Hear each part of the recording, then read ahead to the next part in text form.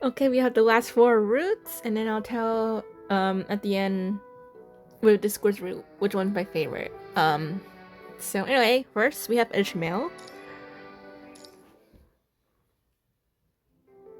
Hello, excuse me. Would you be interested in in something called Sunset Chase? Ooh, that sounds nice. As you walk through the streets of Castilia, a mechanoid suddenly steps in front of you, cheerfully handing over a flyer.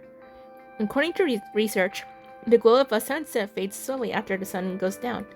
But if you run toward the horizon during that time, it can create a visual illusion that the colors linger just a little longer. To help with that, we set up a special viewing platform and a scenic running path that points straight toward the horizon. You'll find all the details on the back of the flyer. We'd love to have you join us. You take the flyer and glance at the location. The terminal shows it isn't far. Ooh, that's nice. A quick check of the time confirms it's close to dusk. If you head over now, you should catch the sunset just in time. The sunset, huh? You repeat the words under your breath, and without thinking, a certain pink-haired construct comes to mind. You arrive at the event site, and just as expected, Ishmael is already there. She's standing at the edge of the platform, one hand resting lightly on the railing, quietly watching the sky at the far end of the sea. You're here. Come closer. I found a perfect spot. Look at that. The whole sky painted in color, and the ocean sparkling beneath it. It's all right here in front of us. Her voice is calm, like always. It's almost as if she knew you'd show up. You never plan these encounters. You never go looking for her. But that now, every time you wish you could see her, she's already there. You step up beside her. Following her gaze, you see the sky filled with streaks of crimson and gold, flowing gently downward, casting a luminous glow over the endless sea. Ishmael hums an unfamiliar tune as the sunset light warms her face.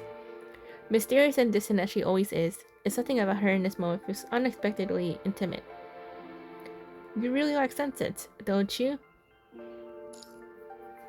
I mean, well, they are pretty, so I don't blame her for liking it. You realize that she always stops to watch the sunset, whether she's on a mountain top by the sea or under Babylonia's artificial sky. She never misses that beautiful moment when the sunlight begins to fade. When someone is drawn to a certain view, there's usually a reason behind it. Well, true, but I don't think there's also you don't really need a reason to view something. But I don't know. After reading your mind, she turns to you. There's a soft smile in her eyes. Maybe it's the ever-changing beauty of nature. Maybe it's how the scenery reflects their thoughts.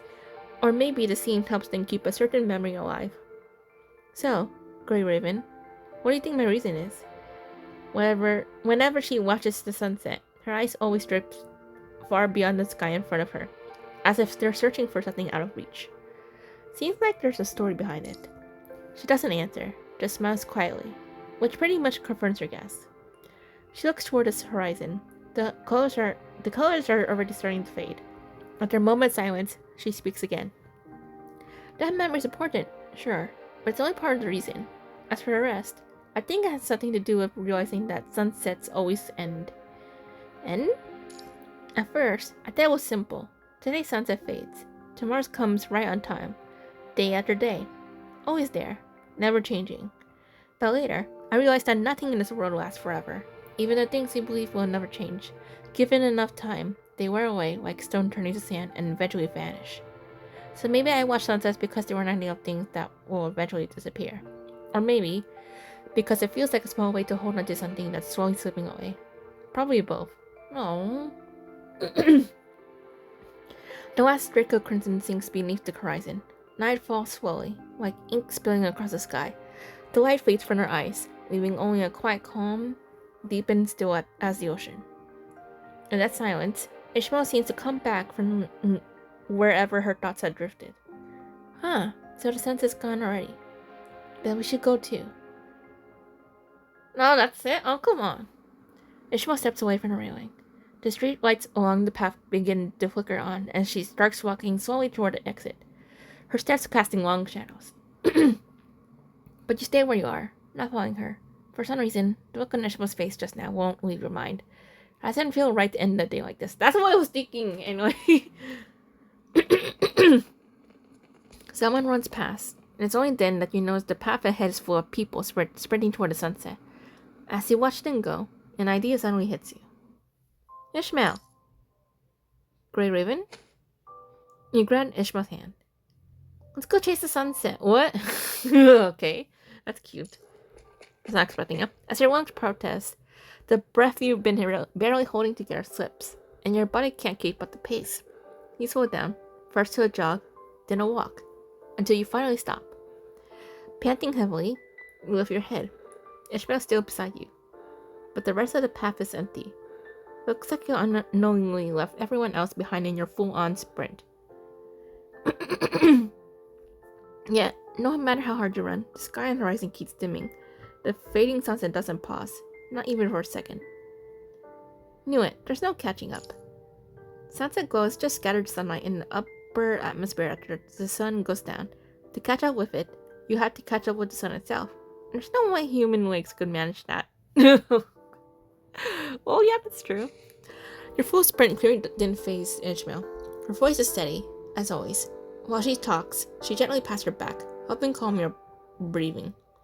You knew it was impossible, so why did you run? She tilts her head slightly, looking right at you.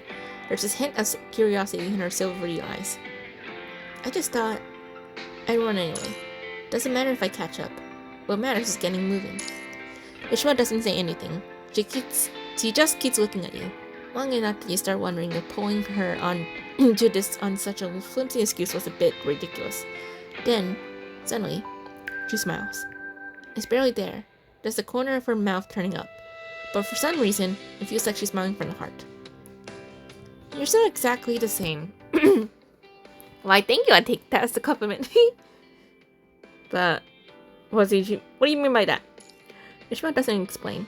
Instead, she looks back to the sky, where the last traces of color remain. After watching in silence for a moment, she speaks again, her tone light and clear. There's a simpler way to hold on to the sunset than chasing it. Grey Raven, hold tight. Ishmael moves in closer and slips her arm around your waist, like a dance partner. Before you can say anything, the ground vanishes beneath your feet. Oh, we're flying? Images rush through your mind all at once. Falling ground, the blue sky, clouds rushing toward you. They flash in by no order, leaving you momentarily dizzy. As the dizziness subsides, you suddenly realize you're already high in the sky. Gravity pulls at you, trying to drag you down, but Ishmael holds you close, steadying your body with a gentle embrace. There's a simpler way than chasing the horizon. If we fly high enough, the sun will light the clouds again, just for us. You follow her gaze. A vast sea of turning crimson clouds stretches out below. The sun, which had already dipped below the horizon, now pours its final, fiercest light across the sky. Golden light sets every cloud aglow, like burning an ember. Up here, with just the two of you, time and sound seem to disappear. All there needs is the breathtaking beauty of an endless dusk. What a view. A brilliant sunset, just like that time. This is the glow we chase. Stay with me a little longer, until the very last bit of light fades. Oh my goodness. It's referring back to her affection story. Oh my gosh. Oh my god. But, okay, that was very sweet. Not got a little sad too, but it was still sweet and other than less, so.